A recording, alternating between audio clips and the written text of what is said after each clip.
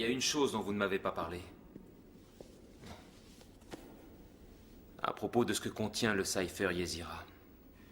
Que voulez-vous que je vous dise? Pourriez-vous me parler du mythe du golem? Comme je vous l'ai dit, Monsieur Mulder, ce livre est une œuvre mystique. Ces pages sont pleines d'histoires, de golems, de dibouks et de démons, de formes et de tailles très diverses. C'est juste le golem qui m'intéresse. Moi, je serais bien curieux de savoir pourquoi un agent du FBI s'intéresse tant à ces choses. C'est vous qui allez me dire en quoi ça me regarde.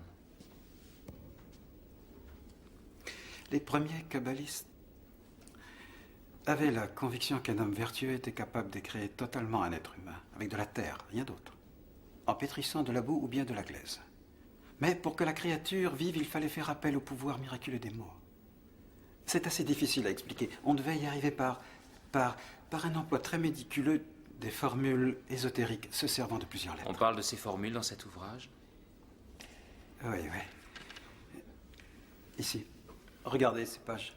Elles comportent l'ensemble des instructions pour animer ce qui est dépourvu de vie. Regardez ici. C'est écrit dans ce passage-là. Il y est dit qu'il suffit d'inscrire un seul mot sur le golem lui-même. Sur le revers de sa main? Vous avez deviné. Quel est ce mot si magique? Emmet. Bien sûr, regardez.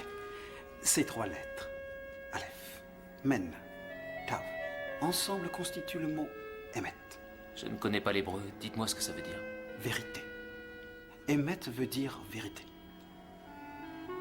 Mais attention, Monsieur Mulder, parce que ce mot recèle un paradoxe. Le danger de toute vérité est contenu dans la signification du seul mot golem, qui veut dire matière privée de forme, en fait corps sans âme. Donc le golem est un homme qui n'est pas achevé. Oui, c'est comme un monstre, si vous voulez. Il ne sait pas parler, il ne peut ressentir que les émotions les plus primaires.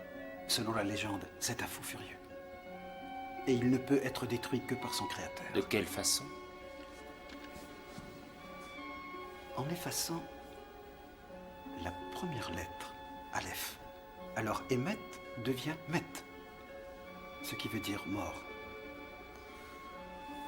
Là encore, Monsieur Mulder, l'immense pouvoir des lettres. Elles savent créer, mais aussi tuer. Au dépôt de le laisser repartir. Agent Scully. L'image est floue, mais ça devrait vous intéresser. Regardez ça. Oh mon Dieu. C'est Isaac Luria. Il est encore en vie. C'est pas si sûr qu'il y paraît.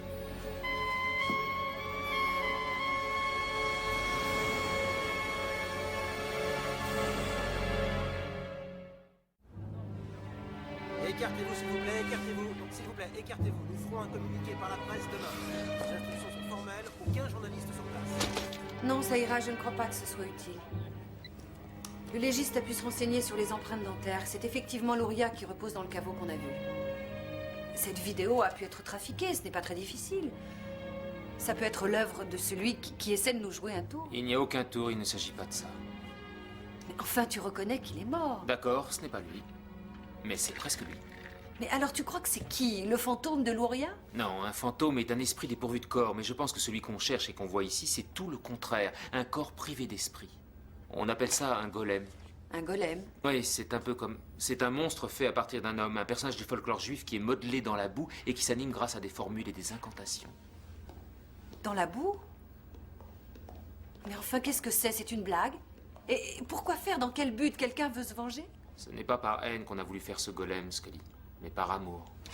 Demande vérification au fichier du quartier général. Restez l'écoute. Véhicule November